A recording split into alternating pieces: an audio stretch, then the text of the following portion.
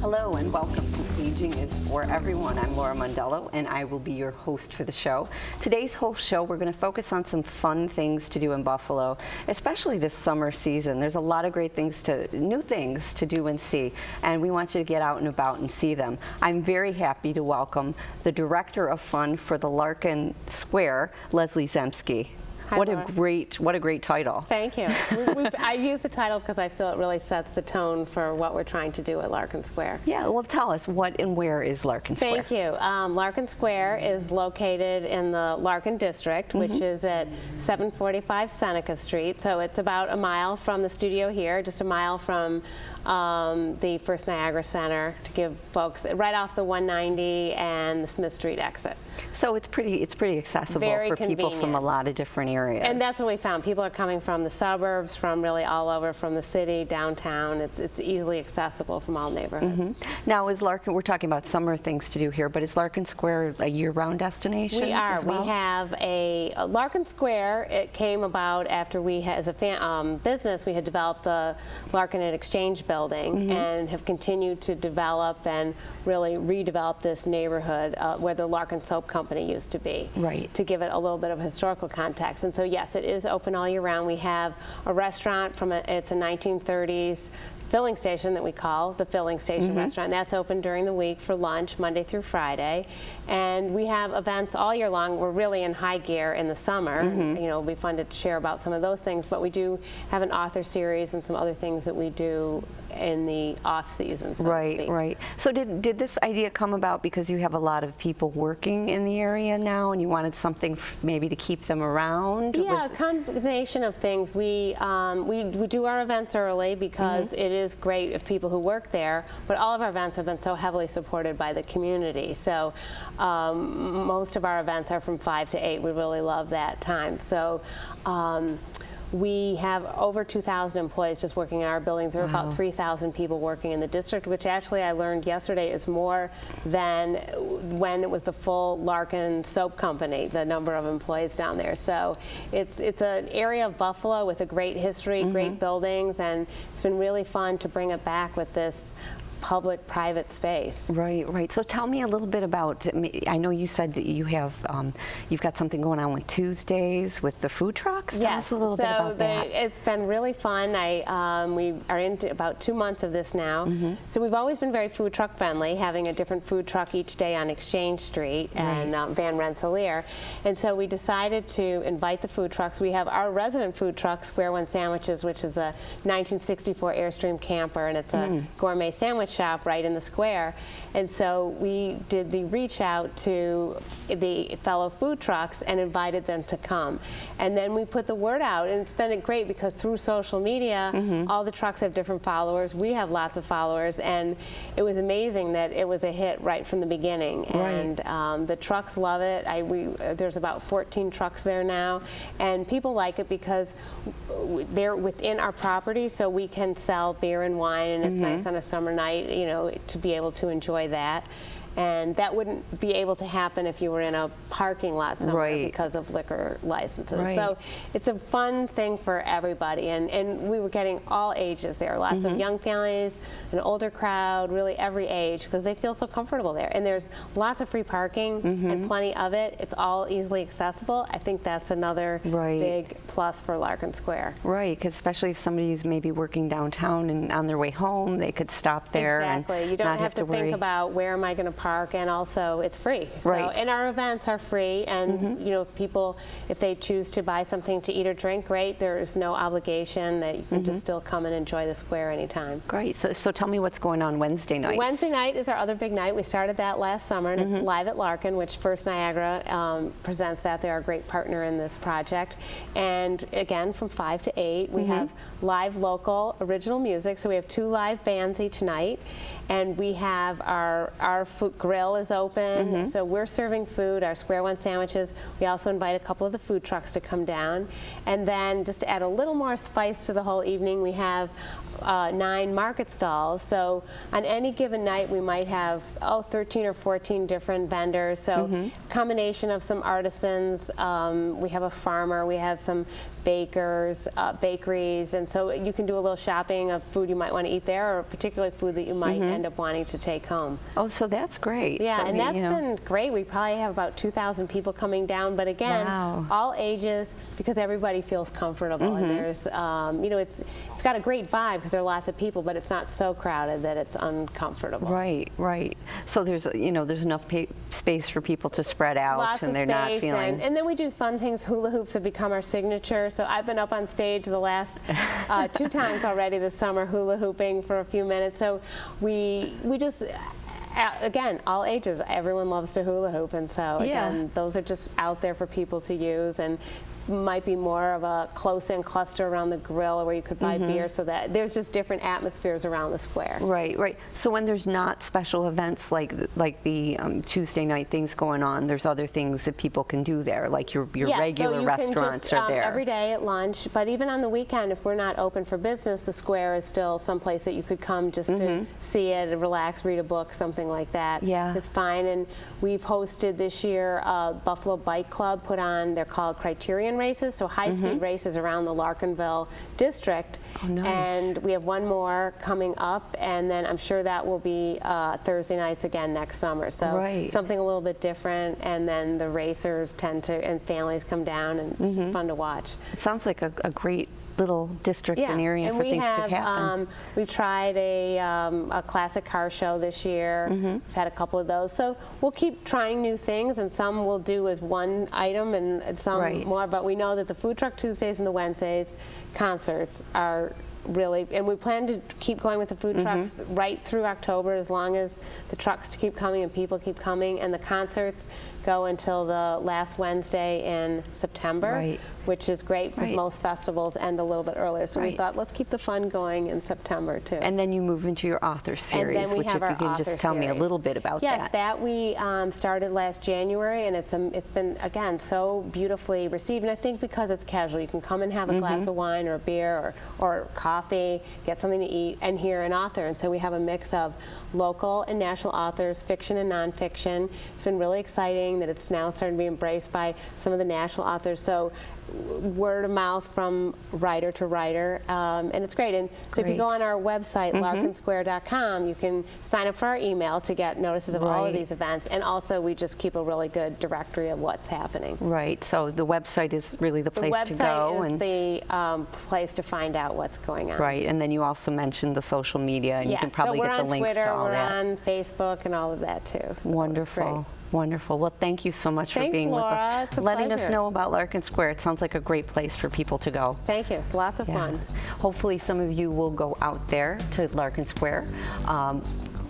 We hope to see you right back for more Aging is for Everyone.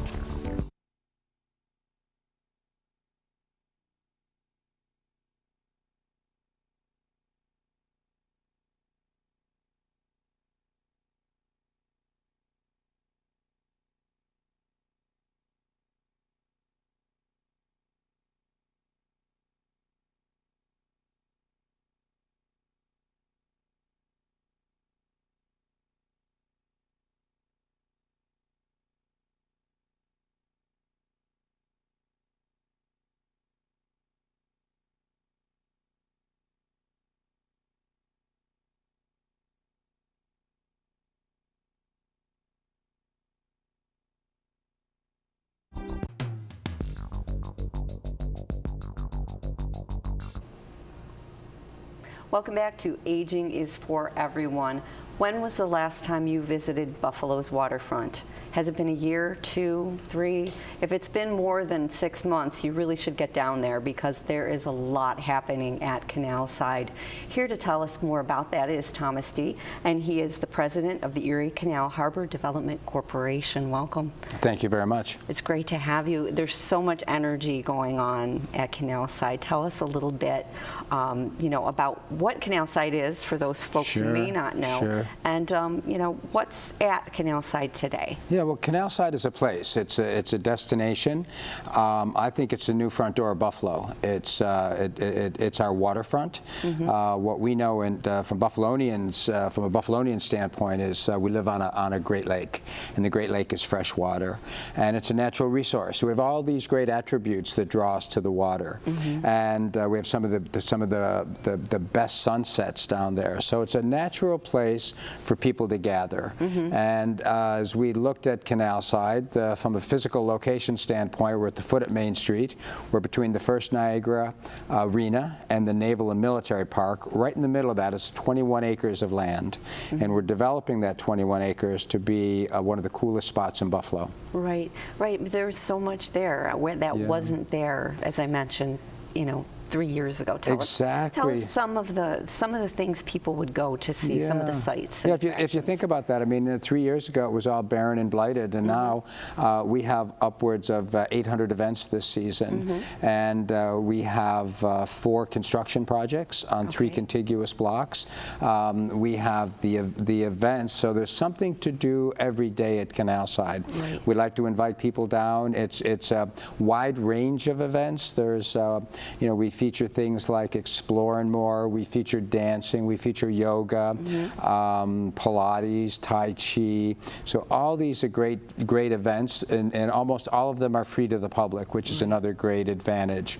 In addition to the events that we have is just the natural beauty. So I think what I like to do down there is just take a walk. It's great to walk from one end. You can walk from Erie Basin Marina down to Ohio Street in probably a half hour, and it's a great form of exercise. And again, you're walking along the edge of the water, which is our #1 guiding principle, is public access. It's what the public told us they wanted to see with regard to the waterfront, was having public access. It's not as much waterfront as we have. It's not easy to get to. So we've made it easy to get to. So when you come to Canalside, you can rest assured you're going to be able to find where the water is. You're going to get out, walk right to the edge of it, and you're going to be able to see the sunset, see the beautiful water, and it kind of lightens the heart when you get there as well. So we're pretty excited about that. Our #1 guiding principle is public access. Right. Now, what is some of the historical significance of this area? Because there's a lot of history now. Yeah, the other great thing about Canalside is that we can tell the story of Buffalo, and there's so many great stories to be told. We could talk about, for instance, the formation of the Great Lakes. 20% of the world's fresh water is in the Great Lakes. We live on a Great Lake, so that's a great story to be told. We're also the western terminus of the Erie Canal. That's a great story to be told. We're right now under construction for the historically aligned canals up on the Odd Block. That's a great story to be told. You can talk about the Industrial Revolution. You can talk about the Underground Railroad. So those stories are all elements that have happened over time. You can stand in a spot along these canals that we're building, and then literally tell a story as to what happened there 100 years ago. Right. And there's interpretation and signs along the way. And we actually have an archaeological dig that's going on right now, which is pretty interesting, sponsored by the University of Buffalo. So it's nice when they can get into the ground and kind of bring up some of the artifacts and show what was there way back in its heyday. That's great. Now, you mentioned a lot of the events. So there's those smaller yoga things and all of that, which is wonderful. I mean, 800 events in a year. But you also have some major events. I know that you have things going on the Thursday at Canalside. Yeah, Buffalo Place does a great job with Thursday at Canalside. Bring upwards of 10,000, 12,000 people at a time. I mean, that's a a great photo right there of what a Buffalo Place concert looks like. And it's great when you can attract that many people down to the waterfront. And then some of those people are seeing Canalside for the first time. And it's great when they go back to the suburbs and back to their homes and tell more people, you need to come to Canalside. So attracting big events we think is great. We also think it's great just to attract small events, because we want to bring people of all ages and all demographics down to the waterfront to experience, and then those people will bring more people. Right, and you mentioned there's wellness events, you know, like the yoga and the Pilates. Is there just about something every day for wellness? You can do something every day, and I would go right back to the basics of walking. Right. You know, you can walk right along the water's edge, and the water's edge is something that's just, I say it repeatedly, it lightens the heart. Right. And I think if you can get down there, tell the story of this is where the Erie Canal terminated, and think about all the significance of the Erie Canal, what that meant to the city of Buffalo, and to walk that, to get some exercise, to get energy, and feel the energy from that area, because the area tells a great story in itself. Right, right. I know that there is some big things coming up to Canalside, that there are going to be some building projects. Well, tell us what's underway and what's coming. Well, that's absolutely amazing. I think of it as a sea change right now. If you stood on the corner of Main Street and Marine Drive, you would see 4 construction projects. Now that's unprecedented in recent history. You know, you have it at University of Buffalo, you have it in the medical campus, and now you have it on the waterfront. Right. So at Canalside, you can stand on that corner, you can watch 4 construction projects being constructed right now. The historically aligned canals, the old Donovan building, which is a burned out, blighted building, which is being developed by the Benderson Corporation and now called One Canalside, which I think is great because they've used Canalside as their brand. The East Canal, which is a replica canal, which is over on between Main Street and Washington, and it's a great area that's going to be preserved for the public. And then the Harbor Center, which is this Buffalo Sabres project, which will have a 200-room full-service hotel along with 2 ice skating pads, and will attract about 500,000 visitors a year. Wow. So if you add those 500,000 to the 1.2 million they get at the arena, to the 800,000 that we get, to the 500,000 that the Buffalo Bisons get, to the 1 million that the Erie Basin Marina gets, you can start to see that there's a real critical mass that's being established at the waterfront. That's wonderful. It sounds like there's a lot going on. It's a sea change. It is a sea change, and if people want to find out more about that, they can go to your website. Exactly. Canalsidebuffalo.com. It'll show them, actually, there's a great event calendar that shows them what's going on, an activity calendar for every single day, and there's something to do every day at Canalside. There really is. I mean, and you can go and look ahead if you know you're going to be there. Exactly. That's great. Well, thank you so much for being with us, Tom. It's my pleasure. I really appreciate it. My pleasure. Thank you. And we will be right back with more Aging is for Everyone.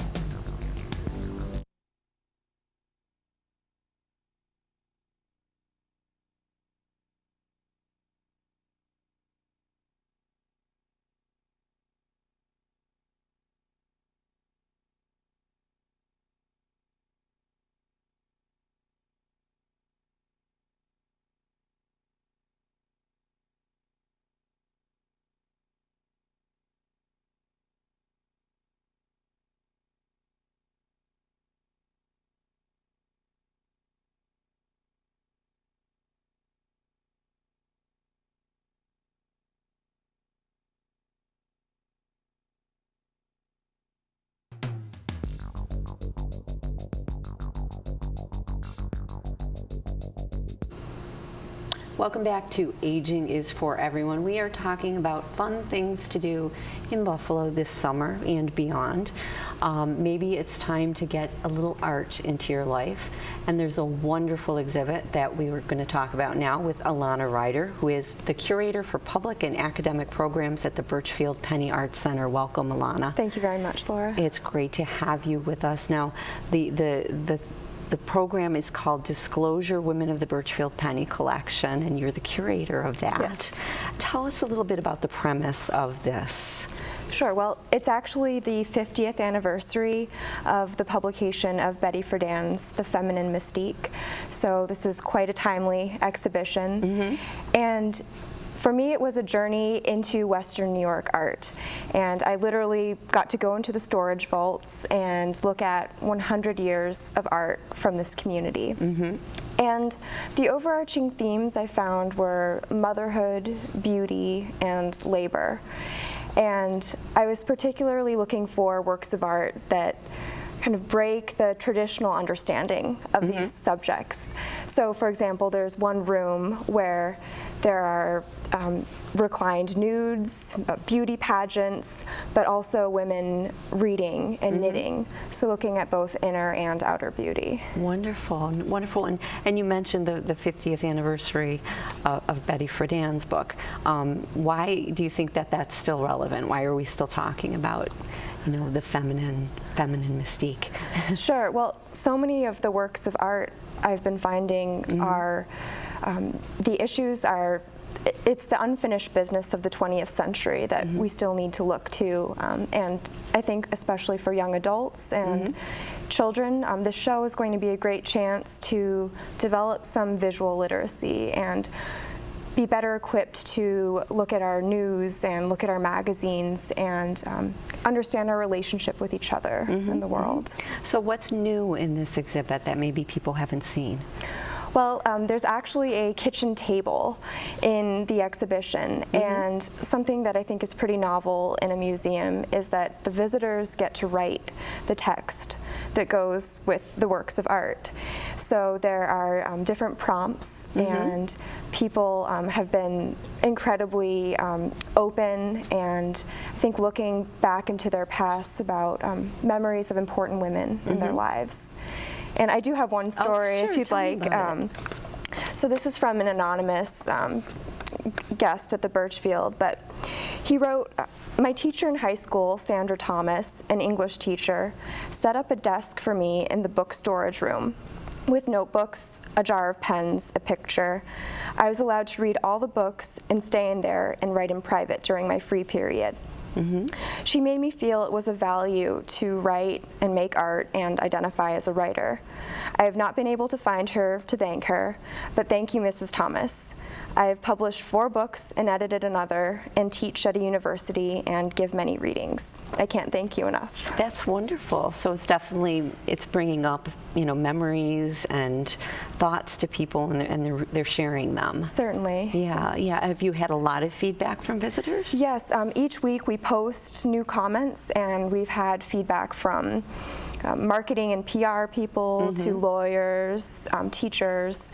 We had a comment from a 5-year-old this week, and it's just, I think it really enhances the experience to see how people before you and after you interpret the same work of art. Right, right. So where do you post the comments that people make? Do you post them alongside the pictures, or is there a special place where they're posted? Yes, we post them right in the galleries, and they will live on. All of these comment cards are going to live on in our archives, and so 50 years from now, 100 years from now, people will get to read what people in 2013 were thinking about these works. Right.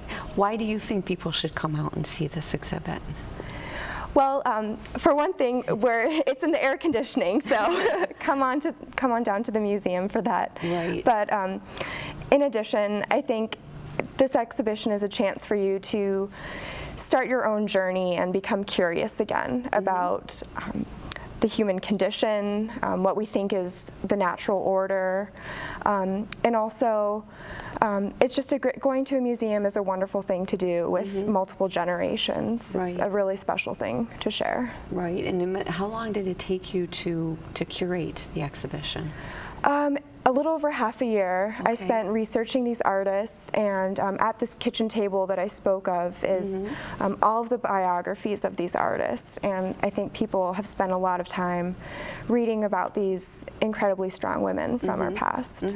And are all the artists local Western New York artists, or are they beyond that?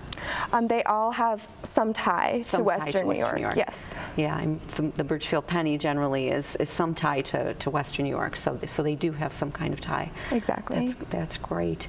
You know, what else would you like people to know about the exhibition? What else do you think they, you know, when is it on until? Sure. It's on view until December 29th. And one thing I think you might find pretty interesting about the exhibition is that typically at museums, works of art are divided up by era or the type of material that the work is made in. But in this show, I think you're really going to be working your brain a lot, because we have quilts next to stunning photos from the turn of the century, next to works out of alabaster and fiber. And I think you'll have a great time making comparisons between these works. Is there any works that people seem to gravitate more to than others, or have you noticed more comments on certain works than others? Sure. Well, we do have some just dynamite artists on view. There we have 2 Cindy Shermans on view, as well as we have Virginia Cuthbert, a Florence Julia Bach painting that was just conserved in the nick of time to be on view in the show.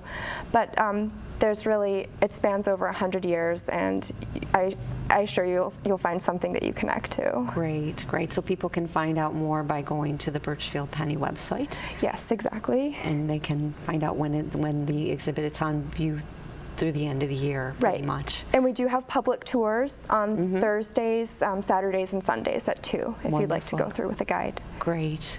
Well, thank you so much for being with us, Alana. It sounds like a great exhibition. Thanks for your time. And hopefully some folks will get out there to see it. Thank you. Some more people. Thanks. Thanks. Thank you for being with us. We will see you next month for more Aging is for Everyone.